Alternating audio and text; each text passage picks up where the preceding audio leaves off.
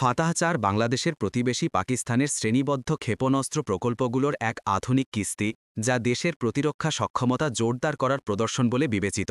এটি মূলত একটি long range precision aimed rocket system হিসাবে পরিচিত।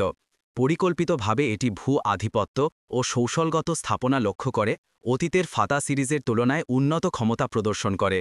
প্রকল্পটির মূল উদ্যোগী ও প্রযুক্তিগত সহায়ক সংস্থা হিসেবে দেশের সামরিক গবেষণা বিভাগ ও জাতীয় প্রতিরক্ষা উন্নয়ন পর্যায়ের প্রতিষ্ঠানের নাম সাধারণভাবে উল্লেখ করা হয়ে থাকে, এবং তাদের উদ্দেশ্য ছিল অধিক নির্ভুলতা, বিস্তৃত আঘাতযোগ্যতা ও অপারেশনাল নমনীয়তা নিশ্চিত করা।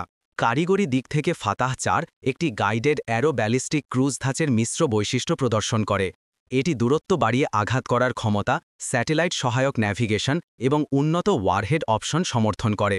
প্রকাশ্য বর্ণনায় এর কার্যকারী আভিধানিক রেঞ্জটি কয়েকশো কিলোমিটার ধরে অনুধাবিত হয়, ফলে এটি মাঝারি দূরত্বের স্ট্রাইক ক্ষমতা দেয়।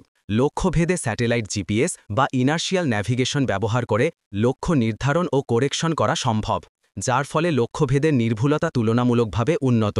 ওয়ারহেড অপশনে উচ্চ বিস্ফোরক ধরনের ধারাবাহিক ব্লক, নির্দিষ্ট কনভেনশনাল হাই এক্সপ্লোসিভ বা কিছু মাত্রায় বিশেষায়িত মিউনিশন থাকার সম্ভাবনা থাকে, তবে এসবের ব্যবহার কৌশলগত সিদ্ধান্ত ও বিধিনিষেধের ওপর নির্ভর করে।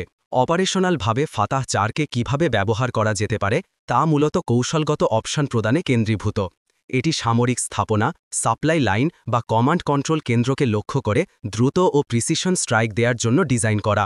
এই ধরনের সিস্টেমরা একটি দেশের প্রতিহামীর রাডার, বিমান ঘাঁটি বা লজিস্টিক নোডকে আংশিকভাবে অকার্যকর করতে পারে, ফলে সামরিক সংকটের সময় প্রতিপক্ষকে দমনে তা কৌশলগত গুরুত্ব রাখে।